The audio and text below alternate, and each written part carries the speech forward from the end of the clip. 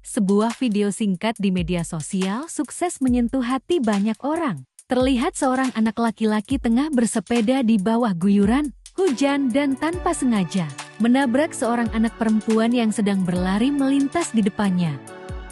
Yang membuat banyak orang terharu bukanlah insiden tabrakannya, melainkan reaksi si bocah setelahnya.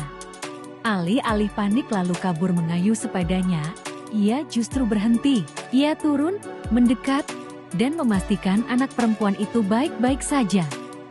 Di usia yang masih belia, ia menunjukkan sesuatu yang tak semua orang dewasa mampu lakukan, berani mengakui kesalahan dan bertanggung jawab atas perbuatannya.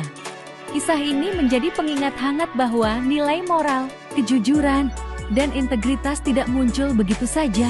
Semua itu tumbuh dari didikan sejak kecil.